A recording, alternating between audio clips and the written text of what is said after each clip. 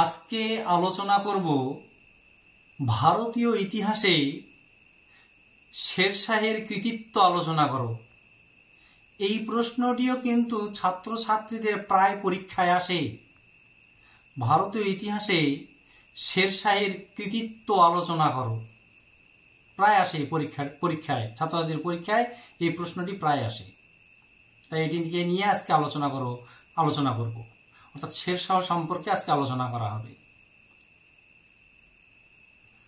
ভারতবর্ষের মধ্যযুগের ইতিহাসে যে সমস্ত শাসক নানা দিক থেকে শ্রেষ্ঠত্ব অর্জন করেছেন তাদের মধ্যে শেরশাহ কিন্তু ছিলেন একজন অন্যতম। তিনি বহুমুখী প্রতিভার অধিকারী ছিলেন।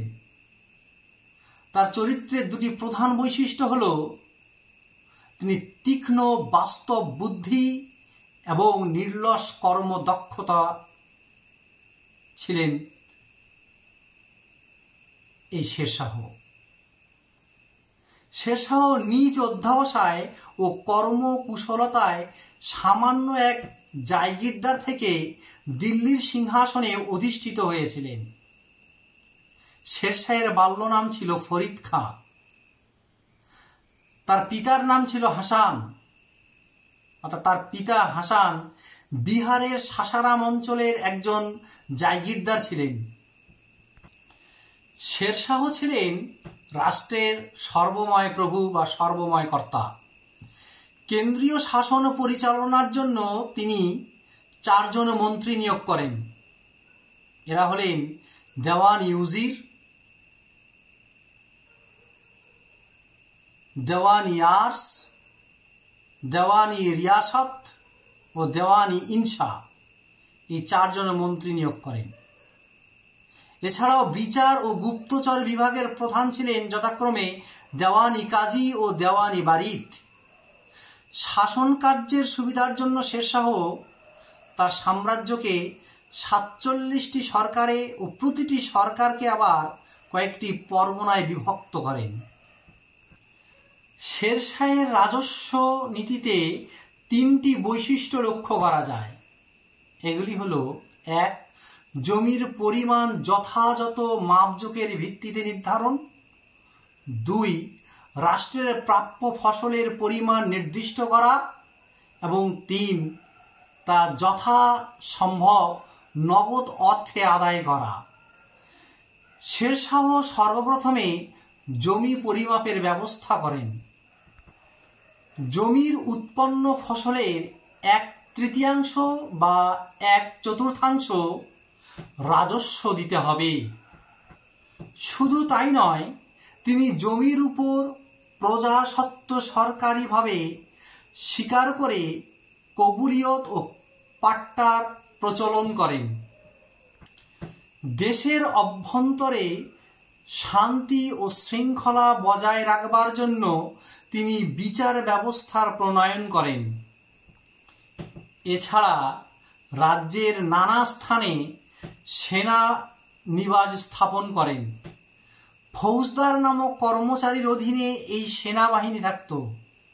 শেরশাহ সেনাবাহিনীর মধ্যে কঠোর শৃঙ্খলা ও দক্ষতা সুনিশ্চিত করেন।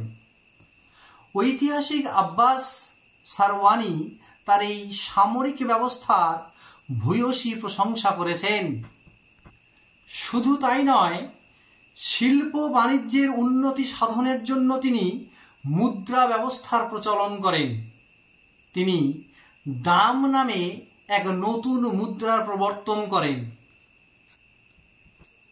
এবং কি তিনি নির্মাণ করেন 1500 মাইল দীর্ঘ গ্র্যান্ড ট্র্যাঙ্ক রোড। এছাড়া সংবাদ আদান প্রদানের জন্য তিনি ডাক বিভাগের ব্যবস্থা করেন। সড়কগুলিতে প্রতি 8 মাইল পর যাত্রীদের সুবিধার্থে সরাইখানা প্রতিষ্ঠার ব্যবস্থা করা হয়। মোট 1700টি সরাইখানা নির্মিত হয়েছিল। এই সরাইখানাগুলিকে কেন্দ্র করে বাজার ও শহর গড়ে উঠেছিল। শেরশাহ ছিলেন ভারতের অন্যতম শ্রেষ্ঠ প্রজাহিতৈষী শাসক ঐতিহাসিক কিনির মতে তিনি প্রশাসক হিসাবে ছিলেন ইংরেজদের থেকেও দক্ষ। ঐশ্বরী প্রসাদের মতে তিনি ছিলেন প্রজাহিতৈষী স্বৈরাচারী শাসক ও আকবরের শাসক ও আকবরের ন্যায় মহান সম্রাট। একথা নিঃসন্দেহে বলা যায় যে শেরশাহই ছিলেন প্রথম মুসলমান শাসক যিনি দেশের সমস্ত ধর্মাবলম্বীদের সমর্থনের ভিত্তিতেই শাসন ব্যবস্থার ভিত্তি সুদৃঢ় করে তুলেছিলেন। পরবর্তী মুঘল সম্রাট আকবর তার এই নীতি অনুসরণ করেছিলেন, তাই তাকে আকবরের অগ্রদূত বলাই যুক্তিযুক্ত। এই জন্য আর্স্কিন মন্তব্য করেছিলেন, he had more of the spirit of a legislator and এই জন্য আর্স্কিন মন্তব্য করেছিলেন, he had more of the spirit of a legislator and guardian of his people than any prince before Akbar.